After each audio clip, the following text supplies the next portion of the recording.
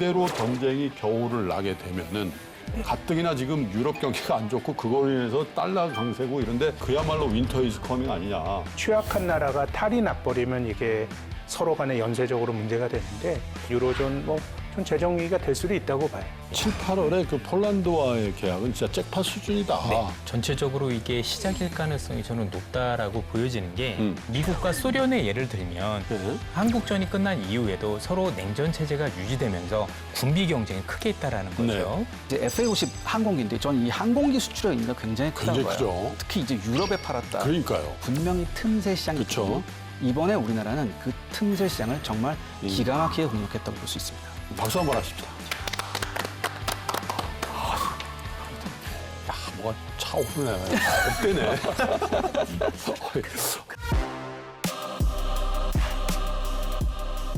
군의 시선으로 경제를 보는 프리미엄 경제 토크쇼 경제전쟁꾼의 김동환입니다. 국내외 할 것 없이 금융시장에 먹구름이 잔뜩 끼어 있습니다. 지난주 미국 증시는 페덱스발 쇼크에 최악의 한 주를 보낸 바가 있고요. 골만삭스가 내년 미국 경제 성장률 전망치를 하향 조정하는 등 글로벌 경기 침체 신호도 더욱 강해지고 있습니다.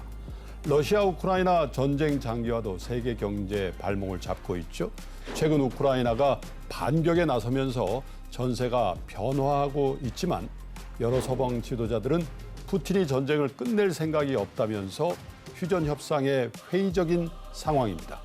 좀처럼 희망적인 신호가 보이지 않는 현 상황에서 올 4분기부터의 글로벌 경제와 증시의 향방은 어떨지 이런 때일수록 오히려 주목해 볼 만한 산업이 있다면 그건 어디일지 세 분의 전문꾼들과 함께 이야기 나눠보겠습니다.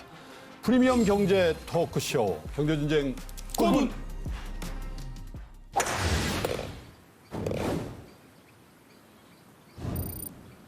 야, 골프볼 1위가 바뀌었네요.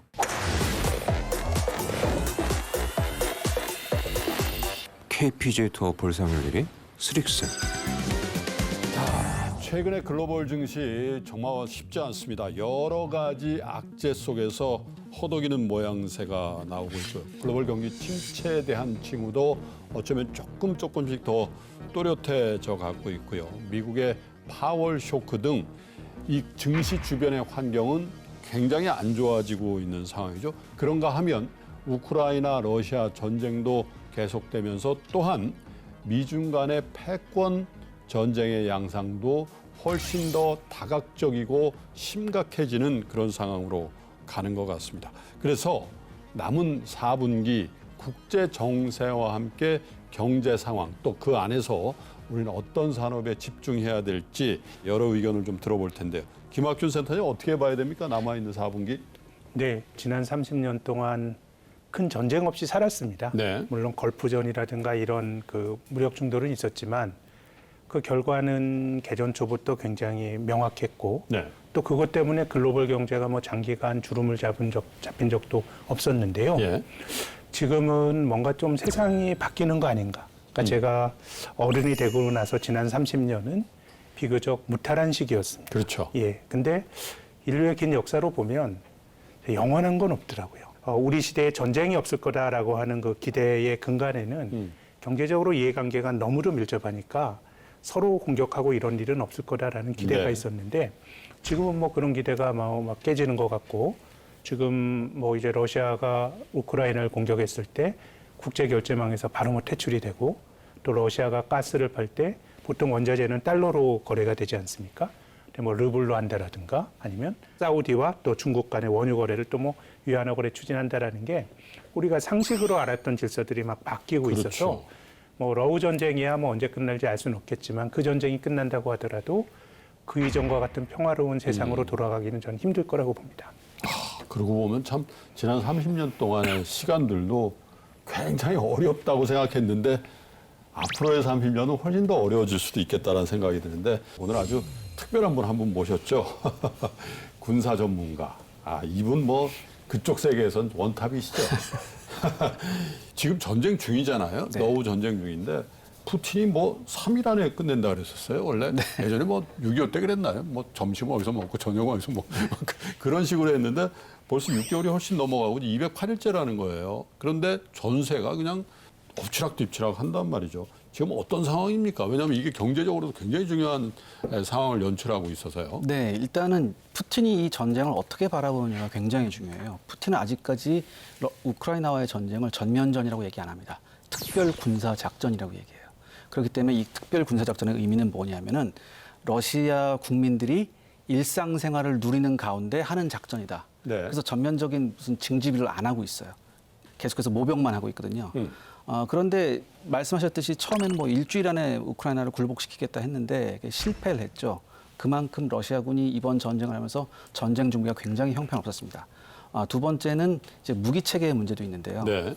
이 무기 체계의 그러니까 사실 우크라이나나 러시아나 똑같은 지금 러시아 계통의 무기 체계였었어요. 그렇겠죠. 근데 그렇게 싸우다가 이제 서방이 지원을 하기 시작했죠. 네. 근데 그 서방이 지원한 그 무기가 그렇게 많지 않은데도 불구하고 네. 러시아군한테 굉장한 큰 타격을 줬습니다. 퀄리티의 차이가 확 난다는 네, 거죠. 그러니까 예를 들어서 이런 게 있습니다.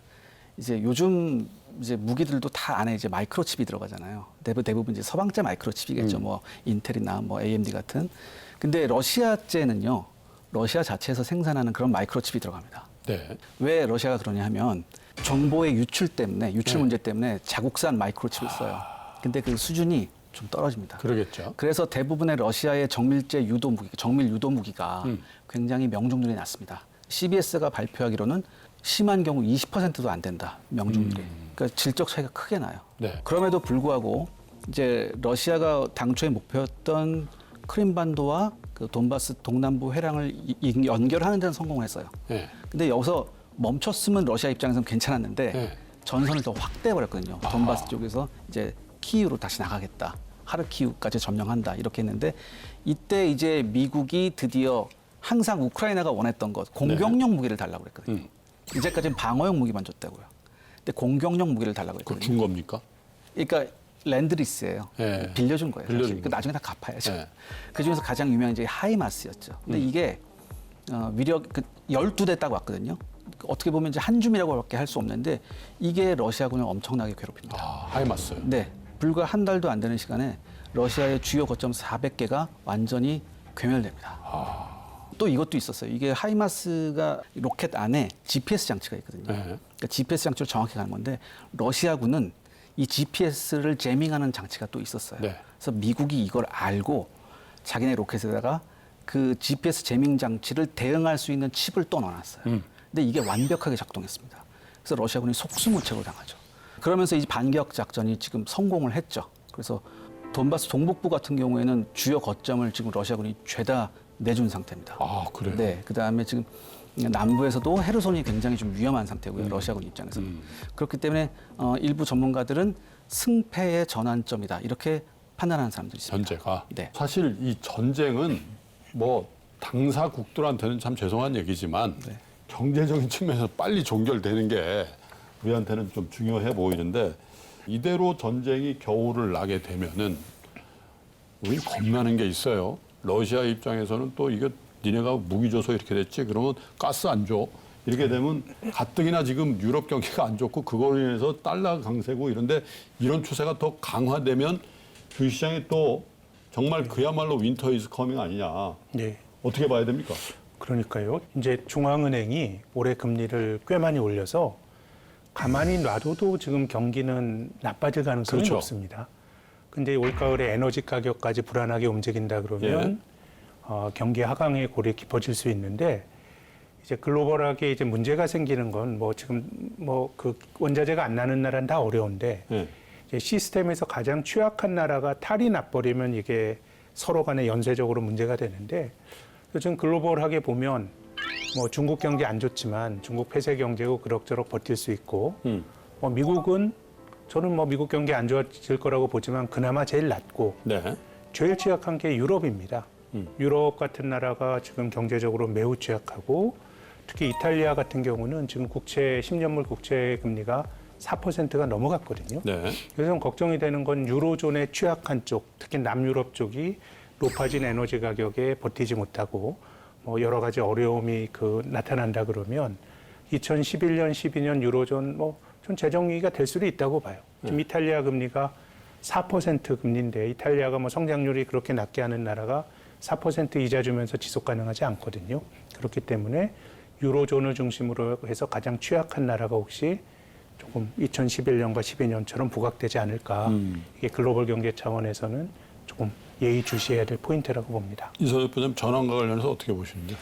전체적으로 이렇게 길어졌을 경우 생각할 수 있는 부분들이 아무래도 유럽 경제가 우리 김학균 센터장님 말씀하신 것처럼 더 다친다라고 보면 미국과 유럽 간의 경제 격차가 훨씬 더 커질 텐데요. 예. 이런 영향들은 단순히 유럽이 위험하다는 걸 떠나서 환율에 부정적인 영향을 줄 가능성이 그렇겠죠. 높습니다. 아무래도 추가적인 달러 강세를 유발할 가능성이 높은데 이렇게 되면 유럽 경기가 안 좋아지는 경우 이게 중국 경제 영향으로 미칠 수밖에 없고 중국하고 네. 유럽 경기는 상당히 연관이 깊거든요. 그러면 이게 우리 경제까지 영향을 미친다라면 우리 환율 지금도 그렇잖아도 어려워진 환율 시장에 부정적으로 작용할 수 있다고 봅니다.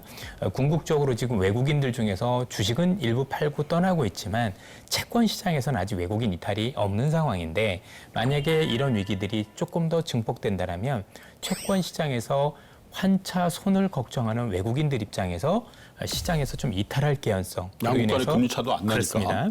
전체적으로 우리 시장에 미칠 생각보다 영향이 더 클 수 있다라고도 판단을 해볼 수가 있겠습니다. 물론 이제 전개되는 상황에 따라서 어떻게 영향을 미칠 것인지는 두고 봐야 되겠지만 그런 부분까지도 좀 고려를 해야 되지 않을까 싶습니다. 자, 전세를 뭐 어떻게 우리가 딱 명확하게 분간하기 좀 어려운데 워낙에 이제 샤를님이 군사 전문가시니까 이 연내로 누가 이기든 누가 뭐 철수를 하든 간에 종전 내지 정전이 될 휴전 협상이 될 가능성에 대해서는 샤를님 어느 정도 가능성을 두고 계신지요?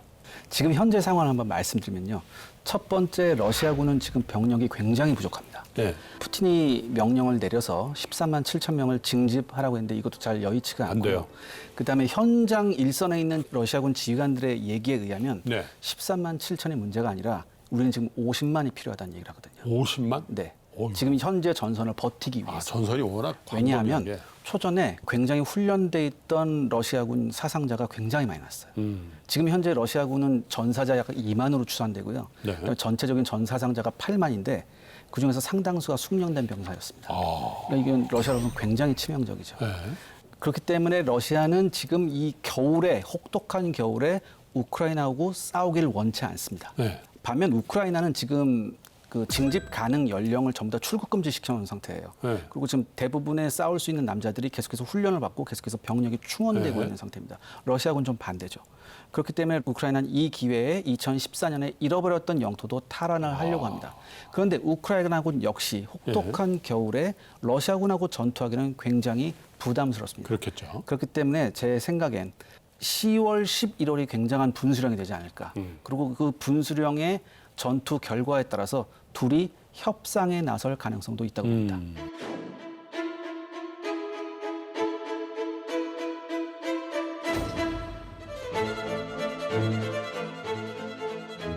사실은 우크라이나가 러시아를 패퇴시키고 승전을 할 거라고 예측한 분들은 많지 않았죠. 네, 많지 않았습니다. 그러다가 요즘에 전황이 좀 묘하게 들어간단 말이죠. 그러면서 사실은 우리 산업계에도 야, 태조 이방원의 방, 그죠? 이 방산이 굉장히, 왜냐면 전쟁이 되니까 각국이 특히 폴란드에서 우리나라 그 자주포를 그렇게 많이 살 거라고 생각도 안 했었는데 바로 옆에 나라 아닙니까? 이거 다 추세로 봐야 돼요? 어떻게 돼요? 전체적으로 이게 시작일 가능성이 저는 높다라고 보여지는 게 이 방위 산업이 단순히 이렇게 올랐다라고 생각하는 참고적으로 것보다도 태조 이방원 만든 분이 이분이에요.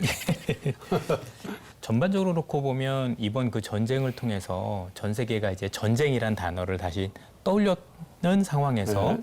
유럽이라든가 각국이 보니까 그동안 방위 산업에 너무 소홀했던 측면들이 우선 방위 네. 산업에 긍정적으로 작용을 했다라고 보여지고 또 이번 전쟁을 통해서 저도 이제 뭐 잘은 모르지만 딱 보니까 무기의 현대화 이게 굉장히 필요하다. 그러니까 그러네. 구형 무기와 신형 무기가 결었을 때 나타난 결과 그리고 네. 무기가 이전에 비해서 재래식 무기들도 디지털화되고 첨단화되면서 그렇죠. 바꿔야 될 필요성들이 많이 느끼고 있는데 그것과 관련해서 한국이 굉장히 앞서 있는 또 그동안 개발을 많이 했다라는 점이 굉장히 긍정적으로 작용을 했던 것 같아요. 네. 특히 이제 방산산업의 특성상 일회성으로 무기를 구입하는 게 아니라 향후 AS라든가 업그레이드 같은 굉장히 또 돈이 되는 후속 조치들이 굉장히 많다는 점들도 중요한 것 같고 역시 무기는 체계가 굉장히 중요한데 우리 무기 체계를 구입했다라는 것 자체가 향후에 그 국가의 어떤 무기 체계가 여러 가지 면에서 네. 한국 거로 추가로 채택할 가능성이 높아지는 것도 여러 국가들이 우리 무기를 채택해 줬으니 한국 무기에 대한 우수성을 알리는 계기가 됐다는 점에서도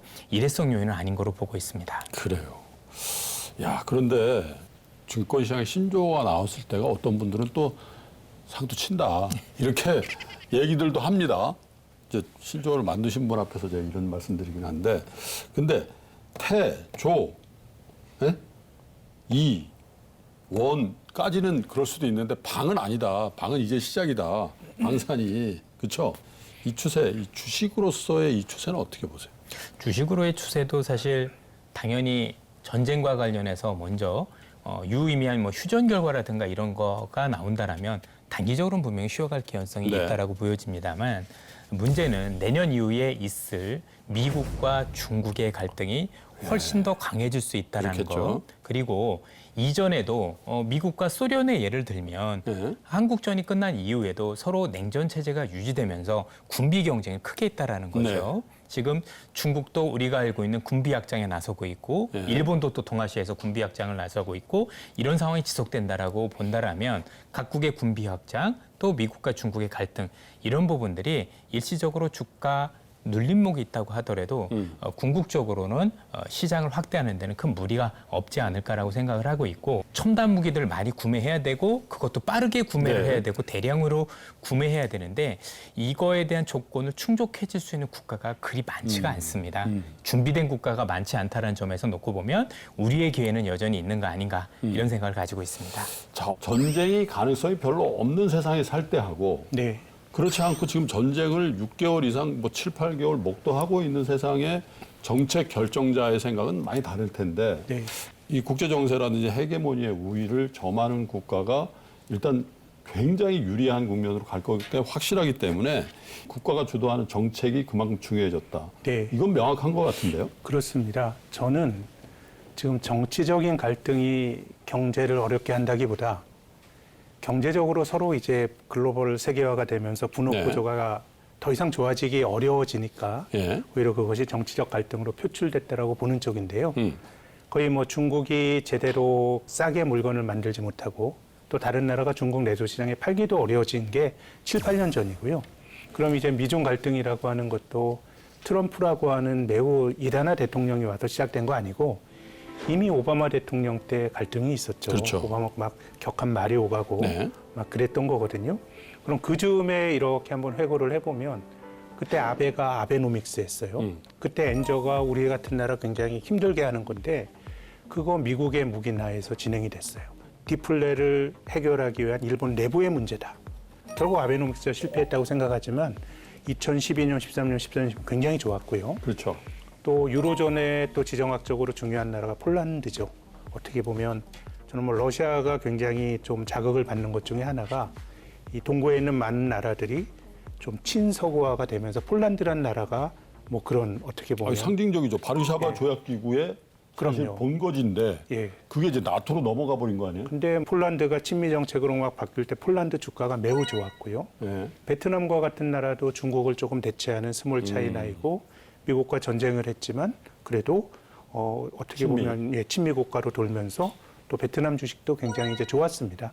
지난 10년을 보면 뭐 미국 쪽에 줄 섰다 그래서 꼭 좋았다라고 하는 게 이 인과관계가 성립하는지 모르겠지만 저는 지정학의 질서가 어느 정도는 주가에도 이제 투영이 네. 될 수가 있기 때문에 뭐 우리나라의 경우에도 굉장히 어려운 선택을 지금 강요받고 있는데 앞으로 우리가 투자 의사 결정할 때 지정학의 관점도 저는 어느 정도는 좀 견제하고 그러니까요. 특히 해외 투자할 때는 주식을 사야 되는 게 아닌가 싶습니다. 그렇죠. 미국과 중국의 갈등은 경제에서 시작해서 이제 외교, 안보, 군사 쪽으로 확장하고 있는 거에 대해서는 아마 다 이론이 없는 것 같죠. 그래서 아마 경제적으로 굉장히 힘든 내치 국면을 타개하려는 국가의 지도자들의 의지가 어떻게 보면 국지전을 더 많이 발생시키고 또 이 대만과 중국 사이 양안 관계의 긴장을 더 몰아가는 거 아닌가 그런 생각도 들어서 그런 측면에서 K방사는 상당히 의미 있는 변화다 이렇게 보여줄 수 있는데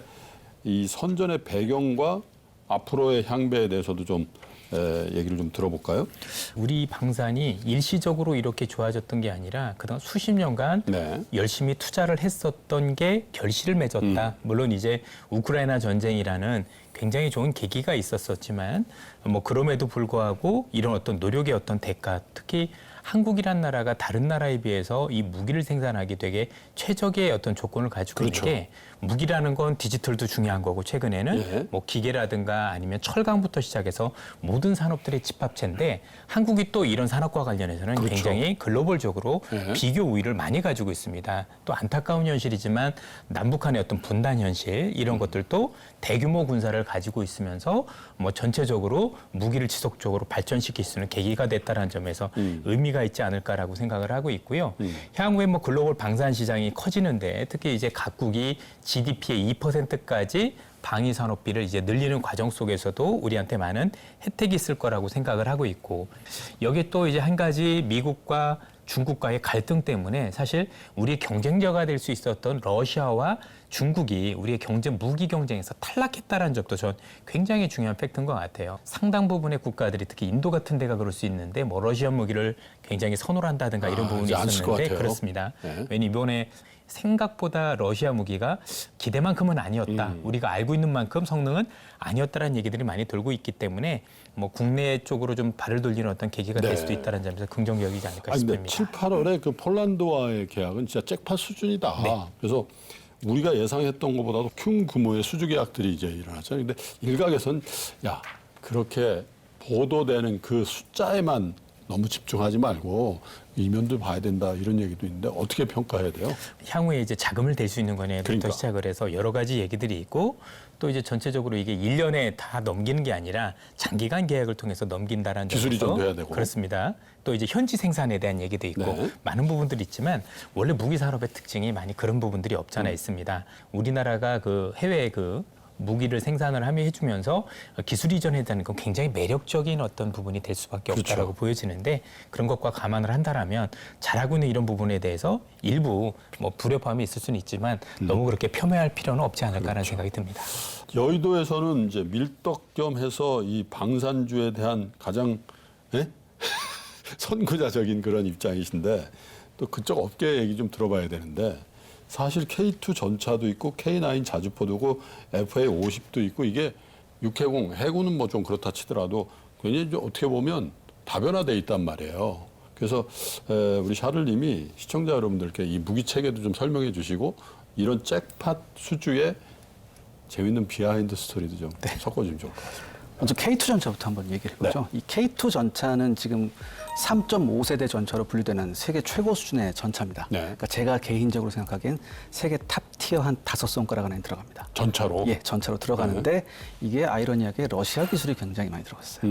우리가 러시아 경협차관하면서 봤던 기술을 토대로 해서 이 K2 전차가 나올 수 있었는데 무기 시장에서 가장 좋은 마케팅은 뭐냐면 실전 기록이에요. 근데 K2 전차는 실전 기록이 없었거든요. 네. 그런데 이 K2 전차가 폴란드에서 실질적으로 독일제 레오파드 2A7 전차하고 경쟁을 하게 됐었어요. 근데 유럽 시장에서 사실 레오파드 전차면 거의 유럽 시장 절반을 차지할 만큼 그렇죠. 먹어주는 전차였거든요. 근데 여기에서 이겼단 말이죠. 그 문제는 뭐냐? 다시 말해서 첫 번째 방금 말씀하셨듯이 우리나라 군 규모가 굉장히 크고 우리나라 군대의 수준이 세계에서 굉장히 높습니다. 그렇죠. 우리는 뭐 우리나라 군 하면은 맨날 뭐 삽질만 하는 거 아니냐 이렇게 얘기를 하는데 그렇진 않아요.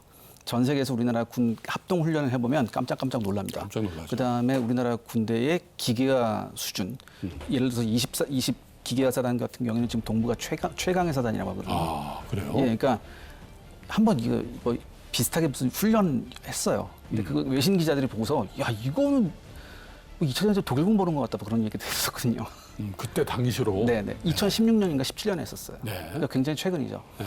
그렇기 때문에 우리나라 군대의 수준이 높음과 동시에 이렇게 수준 높은 군대가 선택했던 전차다. 실제적으로 전차 스펙도 비교해보고 시험 평가도 해봤거든요. 네. 전혀 손색이 없었습니다. 그리고 가장 결정적으로 가격적인 메리트가 굉장히 컸었어요. 예를 들어서 우리나라 K2 전차하고 이제 독일제 전차하고 붙었을 때 거의 가격이 2배 차이가 납니다. 2배인데 네. 성능적인 측면에서 거의 전혀 차이가 없었어요. 그럼 당연히 이쪽이죠. 오히려 네. 확장성 같은 거를 따져보면 우리나라 전차가 훨씬 더 좋았습니다. 그렇기 때문에 당연히 선택을 할 수 있었죠. 그리고 폴란드가 그렇게 여유로운 나라는 아니잖아요. 그쵸. 그러니까 경제적인 전체적인 예산 규모도 생각을 해봤었어야 돼요.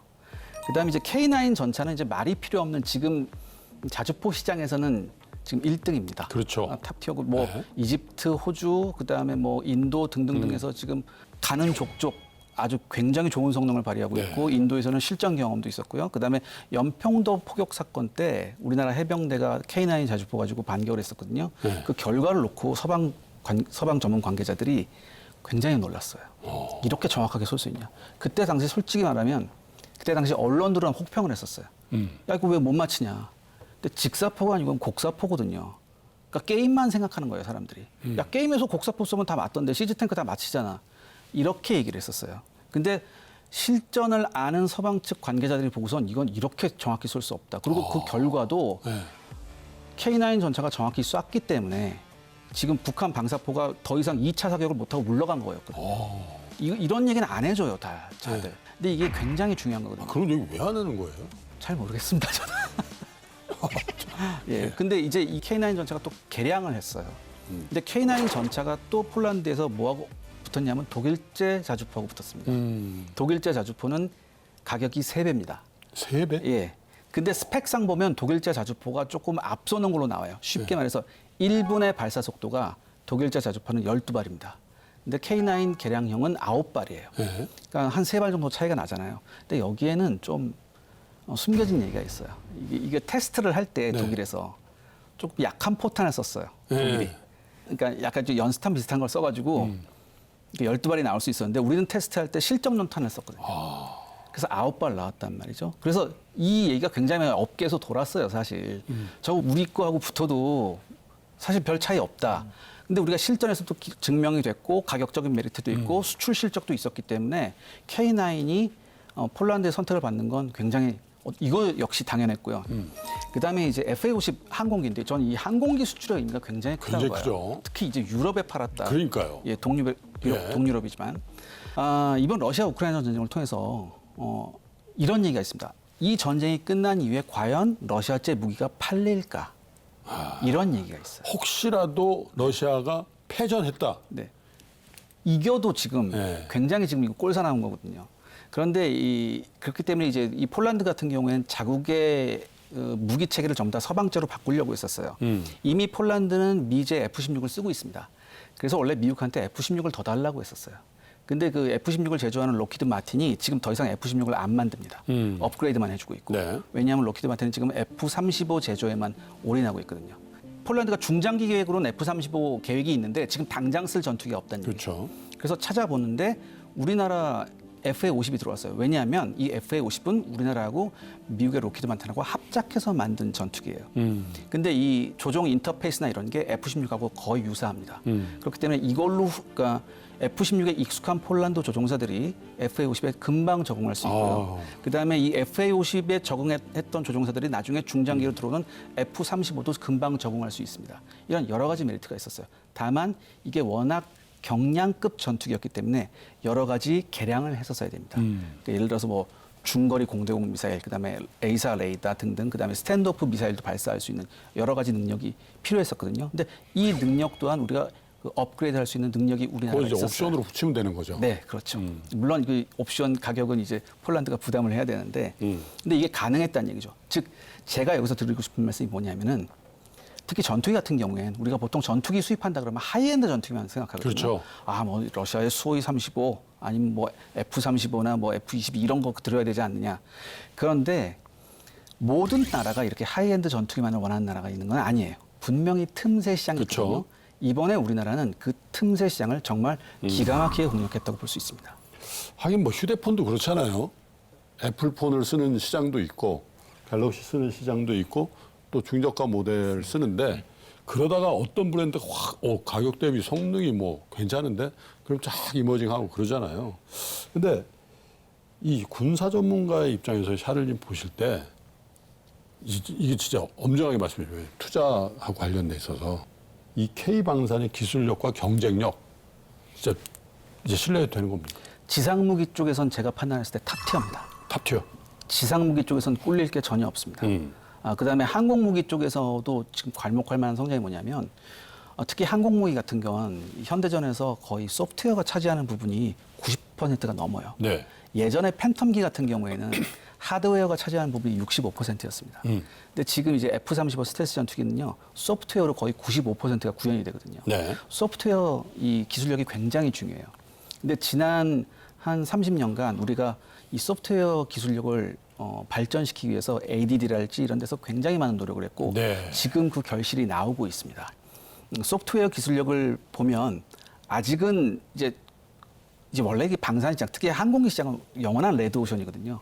그러니까 미국, 러시아, 프랑스 거의 세 나라가 잡고 있는데 미국이 로키드 마틴이고 네. 브랜드로는 F 보잉도 있고, 예. 보잉으로 있는데 예. 러시아는 수호이, 예. 그다음에 프랑스는 미그, 라팔 네. 이렇게 가는 거죠. 네, 뭐 다소사 이렇게 프랑스 다소사 이렇게 돼 있는데 그럼에도 불구하고 우리나라 소프트 수준이 굉장히 많이 높아졌어요. 그리고 지금도 높아지고 있습니다. 그렇기 때문에 제가 생각하기에 이런 지상 장비뿐만 아니라 그다음에 항공 장비, 그다음에 더 나아가선 네. 해상 장비까지도 지금 사실 잘 몰라서 그렇지 필리핀하고 뭐 이런 동남아국가에 우리나라 그 초계함 많이 팔았어요. 네. 그리고 반응도 굉장히 좋거든요. 특히 이제 중국하고 남중국해의 분쟁을 겪고 있는 몇몇 나라들이 지금 한국산 호위함, 한국산 전투함을 굉장히 눈여겨보고 있습니다. 그렇기 때문에 저는 이 전방위적으로 육해 공군 할 것 없이 그렇군요. 우리나라 K 무기들이 전 세계에서 그 틈새 시장에서 굉장히 빛을 발할 가능성이 크다. 저는 그렇게 보고 있습니다. 하기야 배 만드는 나라 사실 뭐 중국하고 한국, 일본 조금 있는데 네. 그렇잖아요. 중국하고 지금 갈등인데 중국 배를 쓸 수는 없죠. 네. 그런 정부는 없을 가능성이 있으니까. 그다음에 또 하나 말씀드릴 게 이게 저희가 많은 부분을 독자 개발도 했지만 이제 저희가 절충으로 들어온 그 기술들이 많거든요. 근데 항공기 쪽은 대부분 서방하고 많이 절충을 했었어요. 그렇겠죠. 그렇기 때문에 특히 이제 미국제 장비하고 호환되는 게 굉장히 많아요. 네. 이게 중요한 게 뭐냐면 무기를 달 때 미국제 무기를 달아야 되거든요. 근데 이게 인티그레이션이 다른 나라 예를 들어서 뭐 동구권 쪽하고는 인티그레이션이 안 돼요. 조인트 볼트 너트 안 맞는다. 그러니까 뭐 소프트웨어 통합도 그렇고 여러 가지 문제가 있거든요. 근데 그런 방면에서 굉장히 유리하다 이렇게 말씀드릴 수 있습니다. 야, 근데 샤를님 얘기 들으니까 뭐가 차오르네요. 왜냐면 우리가 6.25 전쟁이 끝난 지가 벌써 70년 이상 됐잖아요. 70년 됐는데 야, 사실 개전 초에 그 땅크 네. 예? 생전 보도 못한 땅크가 막 밀고 들어와가지고 그냥 완전히 그렇잖아요. 그런데 이제 70년 돼서 전 세계라는 표현은 그렇지만 주요국에 우리 탱크, 우리 자주포가 수출된다. 근데 너무 저는 좋습니다. 이런 말씀 드리고 싶어요. 네. 그 과정에서 정말 많은 엔지니어들의 희생이 있었습니다. 그러니까 지금부터라도 우리가 이런 쪽에 뿐만 아니라 우리 엔지니어들 좀 많이 좀 대우해줬으면 좋겠어요. 그리고 또 사실 정부의 노력도 굉장히 했던 거죠. 네, 국방과학기술연구소 이런 데. ADD의 공이 굉장히 컸습니다. 박수 한번 하십시다. 나 이렇게 업되네. 이서엽 부장님. 네. 야, 근데 정말 샤를님 얘기 들어보니까 야, 장밋빛 차인데 우린 냉정해야 되잖아요. 어떻게 보세요? K방산의 기술력과 경쟁력. 사실 우리가 좋은 경쟁력을 가지고 있었다라는 것은 사실 저는 지형적인 영향이라든가 선택도 있었다라고 생각을 해요. 많은 분들이 생각하실 게 미국하고 경쟁할 수 있잖아 얘기하실 수 있는데 맞거든요. 그런데 미국하고는 좀 시장이 다릅니다. 네. 말대로 미국은 좀 하이엔드급 무기들 예를 들어서 전투기를 하더라도 네. 뭐 비싼 F-35나 F-22 같은 스텔스 중심으로 그렇죠. 비싼 항공기나 아니면 네. 레이스온에서 만드는 비싼 미사일이라든가 이런 거 중심으로 많이 가는데요. 우리는 흔히 미들급이라고 보통 얘기를 미들급. 많이 하죠. 네. 그래서 미국이 최적화되지 않은 그 중간급에 있는 무기를 선택하다 보니까 우리한테 많은 기회가 있었다라고 생각을 기본적으로 하고 있고요. 또 앞서도 말씀드렸다시피 이 남북한의 대치 있는 국민이다 보니까 우리나라 국방부를 포방부로 부르는 이유가 그만큼 우리나라의 포기술이 글로벌적으로 굉장히 많이 발달되어 있는 이런 특수성 이런 것들도 저는 굉장히 좀 긍정적이었다고 보여지고 또 이제 우리나라의 지형이 좀 특수하지 않습니까? 그렇죠. 그러다 보니까 뭐 산도 많고 강도 많고 그러다 보니까 여기에서 효율적으로 쓸 수 있는 장비를 만들다 보니 어디다 갖다 놔도 좀 적응하기 쉽다라는 점 그리고 사계절이 뚜렷하다 보니까 더운 데에서도 또는 추운 데서도 작동을 잘한다는 여러 가지 장점들이 있다라고 본다라면 경쟁력이 저는 생각보다 좀 많이 큰 거 아니냐라는 말씀을 드리고 싶습니다. 사실 이 분단이 낳은 어떻게 보면 특수한 환경에 또 우리 방산이 그만큼 역량을 강화한 거 아닌가 싶은데 김학균 센터장님은 딱 이 외모로 볼 때는 방산, 무기 이런 거와 관련 없이 딱 일필휘지 딱. 그런데 또 그렇지도 않으신가 봐요. 방산에 대해서 어떻게 생각하시는지. 뭐 생긴 건 저도 무인같이 생기긴 했는데요. 예, 저는 앞서서 제가 한 30여 년 동안 비교적 무탈한 세상을 살았다고 말씀드렸는데요. 100여 년 전의 사람들도 전쟁이 없을 거라고 믿었습니다. 그 당시 세상의 중심인 유럽 사람들은 1871년도에 이제 프로이센과 프랑스의 전쟁이 있었고 1914년 1차 세계대전이 나기 전까지 유럽 땅에도 전쟁이 없었습니다. 네. 근데 우리가 세계사에서 본 것처럼 유럽 땅은 뭐 40년 전쟁, 100년 전쟁 늘 싸움터였어요. 근데 한 세대가 전쟁이 없다는 걸 네. 경험하고 나니 이제 전쟁은 역사 속에서 사라졌다라고 생각을 했거든요. 그때도 지금과 비슷하게 그 당시가 1차 세계화의 시대였습니다. 네. 우리가 경험했던 지난 30년의 세상이 수평적인 세계화라 그러면 그때는 유럽에 있는 나라들이 아시아와 아프리카를 착취하는 구조였죠. 그렇지만 수직적 세계화였지만 그들의 입장에서 보면 너무너무 좋은 분업 구조였던 거예요. 그래서 이제 전쟁은 없어질 거라고 생각했는데 우리가 이제 지나고 났더니 1914년에 전쟁이 발발했습니다. 저는 그 전쟁의 발발의 원인도 서구에서 식민지를 넓히기가 어려우니까 그 경제적인 모순이 결국은 전쟁으로 발발했다고 생각이 되고요. 그래서 제가 드리고 싶은 말씀은 영원한 질서는 없고 사람들이 보았던 게 지속 가능한 질서라고 보지만 실은 한 3, 40년 지나가고 나면 문제가 생기고 특히 경제적으로 나타나는 모순이 여러 가지 갈등으로 귀결이 되는데요. 그래서 저는 뭐 방산주들이 얼마나 올라갈 것이다 여기에 대해서 뭐 특별한 견해를 갖고 있지는 않지만 앞으로의 세상이 지난 30년과는 조금 달라진 세상이고 또 다르게 생각하면 또 자본주의의 역사가 뭔가 전쟁이나 이런 걸 통해서 활로를 모색했던 역사가 있어요. 뭐 전쟁이 나는 나라는 굉장히 안 좋지만 주변에 있는 나라들은 큰 기회가 되는 것이고요. 저는 2차 미국이 대공황으로부터 극복할 수 있었던 것은 뉴딜 정책도 있었지만 최종적으로 2차 세계대전이 저는 미국을 공황에서 벗어나게 했다고 생각을 하거든요. 굉장히 냉혹하지만 투자자의 관점에서는 또 늘 기회가 있는 것이니까 그래서 뭐 앞으로 상당 기간 동안 높은 긴장이 유지가 된다 그러면 포괄적으로 보면 방위 산업이나 이런 쪽에서도 계속 기회가 있지 않을까 그렇게 봅니다. 폴란드의 이제 뭐 대규모 수주가 이제 이어지고 있는데 사실 폴란드란 나라가 사실은 독일로부터 왼쪽에서는 독일로부터 또 동북쪽에서는 러시아로부터 항상 뭐라 그럽니까? 계속 그죠? 그래서 국경이 이 폴란드라는 나라가 굉장히 많이 바뀐 그 추억이 있고 또 폴란드가 딱 러시아에서 입장에서 그냥 거의 평원 그런 거죠. 네. 그래서 앞으로도 이쪽에 무기 체계는 계속해서 좀 더 수입이 돼야 된다 이런 평가가 나오더군요.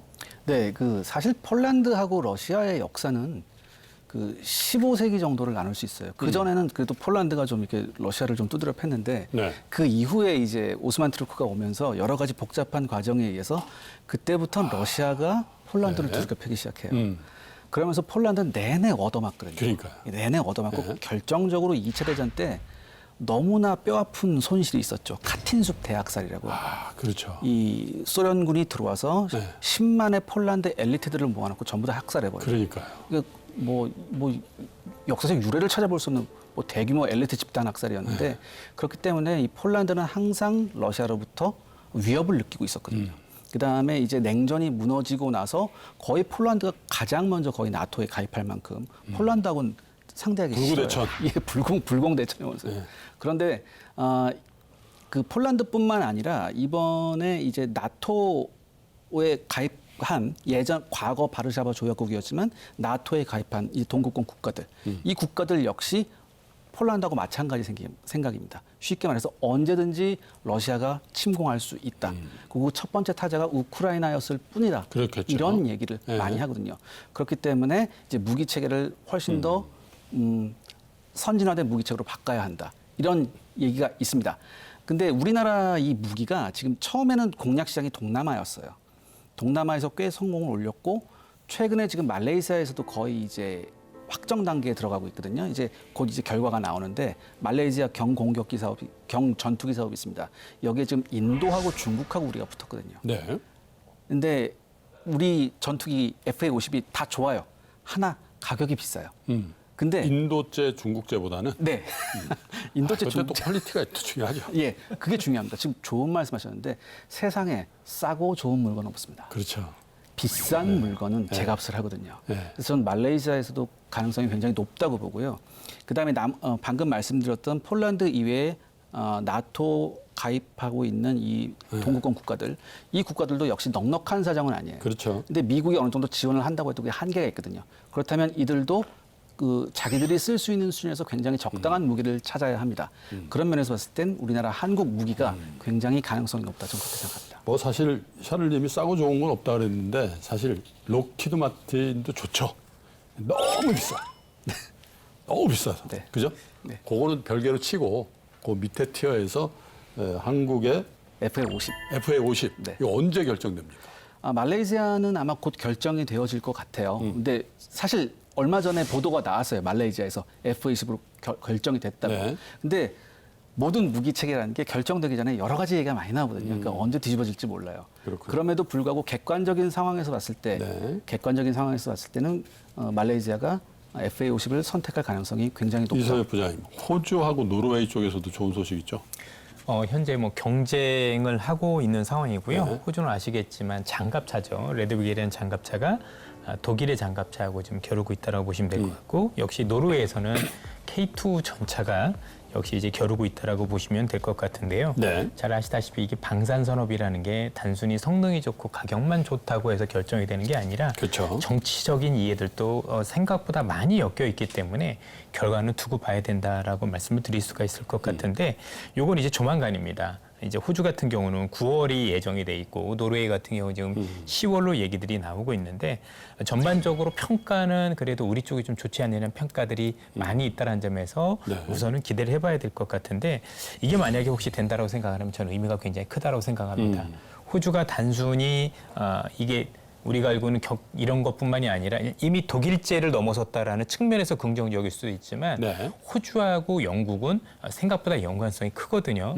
근데 앞으로 영국 같은 경우 또 자주포 사업과 관련해서 큰 어떤 시장이 열리고 있는데, 이런다면 우리 자주포가 또 영국에 들어가서 또 긍정적인 역할을 할 수 있는 그런 계기가 될 수 있다는 점에서도 중요해 보이고, 노르웨이 같은 경우는 부자 국가입니다. 그렇죠. 이렇게 돈이 많은 국가들도 한국 무기를 선택할 수 있다라면 이게 가성비 얘기가 먼저 나올 게 아니라 성능 면에서도 독일제를 압도할 수 있는 어떤 계기가 될 수 있다는 점에서 호주와 노르웨이는 굉장히 좀 중요한 어떤 분수령이 되지 않을까 말씀을 드리고 싶고요. 앞서도 우리 안 기자님께서도 말씀을 주셨지만 이번 주 주말까지 일산에서 방산 전시회가 열립니다. 이 전시회에 동구권 국가들이 대거 참석했습니다. 일산 슬로바키아를 킨텍스? 그렇습니다. 네. 우리가 알고 있는 동구권 국가를 비롯해서 수많은 그 동구권 국가들이 지금 정부 그 파견단을 해서 국산 무기에 대한 우수성을 검증하기 위해서 일단 와 있다는 점에서 향후에 뭐 단순히 이걸로만 끝나는 게 아니라 무기의 어떤 확장성 또는 수출 국가를 늘릴 수 있는 계기가 될 수 있는 부분과 관련해서 아직까지도 뭐 그런 기대를 버릴 필요가 없지 않을까 싶습니다. 샤를님, 호주의 레드백 수출 이제 뭐 이서엽 부장께서 이제 말씀하셨습니다. 이게 성사가 되면 한 6조 원 규모 네. 되지 않겠냐 이제 보는 거죠. 레드백이 어떤 무기입니까? 장갑차인데요. 그냥 장갑차가 아니라 보통 이제 장갑차에 보병이 이제 한 8, 9명 들어가거든요. 그쵸. 근데 다 꾸겨서 들어가요, 이렇게. 네. 근데 호주는 그런 상황이 아니에요. 왜냐하면 호주군은 지금 병력이 6만입니다. 그 넓은 나라에. 근데 육군이 3만밖에 안 돼요. 네. 그러니까 이 3만이 전부 다 기계화돼 있어요. 그래서 어떻게 해야 되냐면은 장갑차 하나에 8명이 타더라도 이 8명이 가서 2주간 작전할 수 있는 모든 물품을 다 싣고 들어가야 됩니다. 여유가 있어야 되네요. 예. 그러니까 장갑차 굉장히 크고 튼튼해야겠죠. 그다음에 이 장갑차가 보병만 실는 게 아니라 현장에서 보병을 지원하는 전투도 수행해야 됩니다. 그리고 경우에 따라서는 적 전차하고도 상대를 해야 돼요. 그러니까 굉장히 그 혹독한 조건이 다 들어가 있는 거예요. 그러니까 여기에 다른 뭐 영국도 들어가고 미국도 들어가고 다 떨어져 나갔어요. 우리나라하고 이제 독일만 남은 겁니다. 근데 이제 이런 얘기가 있어요. 이게 사실 이 우리의 레드백은 차체는 한국 건데 포탑은 호주 거, 그다음에 여러 가지 시스템은 이스라엘이 거예요. 그러니까 이게 뭐 국산도 아닌데 이게 무슨 소리 하냐. 무슨 이게 무슨 국산 장갑차 이렇게 말씀하시는 분이 있는데 조금 잘못 알고 계십니다. 중요한 건 뭐냐면 이 각각의 우수한 체계들을 어떻게 통합했느냐가 굉장히 중요하거든요. 근데 이 통합 작업을 굉장히 잘했어요. 제조사에서. 엄청나게 잘했습니다. 그래서 현장에서 테스트를 해보고 우리나라에서도 테스트해봤는데 우리나라에서 테스트할 때는 인접 국가에서도 많이 와서 봤습니다. 굉장히 관심이 높아가지고. 그다음에 이 레드백이 우리나라 차기 장갑차로도 굉장히 전 가능성이 높다고 보거든요.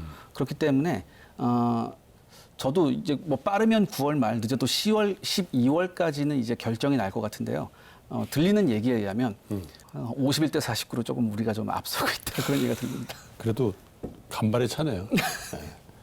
근데 어쨌든 이게 다 장갑차 뭐 또 이 탱크 이런데 포병도 들어가지만 이게 기갑이잖아요, 기갑. 네. 우리 저 동기생들 보면은 기갑병과가 군기가 제일 센 데 중에 하나죠. 네? 특전 동기회와 쌍벽을 이룰 만큼 기갑 동기회들이 있던데.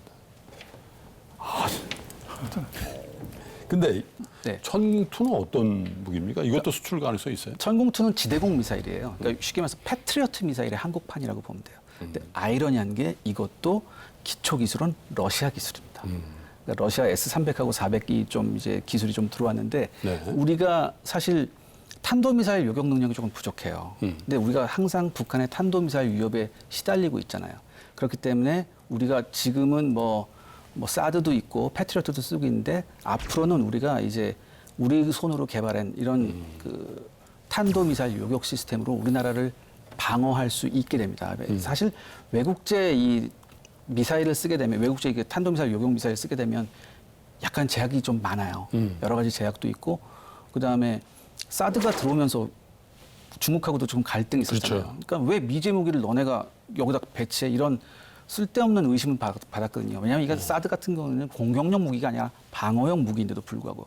근데 우리 손으로 미사일을 만들었다. 그럼 그런 트집을 잡을 이유가 전혀 없거든요. 그렇죠. 많이 치고 간 건 사실인데 그래도 미국, 러시아, 프랑스와는 여러 분야에서 방산이라는 측면에서 아직 격차가 있다. 네. 앞으로 어떻게 해야 되냐. 정책 재원도 좀 부탁드리죠. 예, 제가 무엇보다도 제가 아까 말씀드렸듯이 이 소프트웨어 쪽에 대한 투자를 굉장히 많이 해야 될 것 네. 같습니다. 예를 들어서 우리가 이제 굉장히 많이 쫓아왔어요. 쫓아왔는데 이제 각 국가별 소프트웨어 쪽의 R&D 규모를 보면 우리나라가 좀 많이 처져요. 그래요. 그다음에 그 관계자 얘기를 들어보면 최근에 중국이 이 소프트웨어 쪽 R&D에 엄청난 투자를 합니다. 그렇기 때문에 이제 중국에서 최근에 이 소프트웨어에서 관련된 논문을 보면 우리나라 관계자들이 봤을 때 숨이 턱턱 막힐 정도래요. 그래요. 굉장히 빨리 쫓아오고 있다고 하거든요. 그러니까 우리가 이런 소프트웨어 분야에 R&D뿐만 아니라 관련 인력들, 이 인력들을 어떻게 양성하고 이 인력들을 어떻게 유지하고 뺏기지 않느냐 이런 것도 굉장히 중요한 문제 같거든요. 저는 미래 전장에서 결정적인 역할을 할 게 이 소프트웨어 분야라고 생각하기 때문에 이쪽에 좀 집중적인 육성이 필요하다고 생각합니다. 사실 뭐 여러 가지 여건 우리가 좋은 것 같긴 해요. 기계업, 철강에 반도체를 비롯한 IT에 그리고 어쨌든 실전 같은 훈련을 많이 하고 있는 정예 군이 있다라는 것도 그러나 어쨌든 소프트웨어 측면에서 R&D가 처지면 안 되겠죠. 네. 세계 경제의 찬바람을 넘어서 혹한기가 밀어닥칠 거라는 우려가 점점 커지고 있습니다. 하지만 정말로 혹한기가 밀어닥친다 하더라도 혹한기를 견딜 생존법 또한 분명히 존재할 겁니다.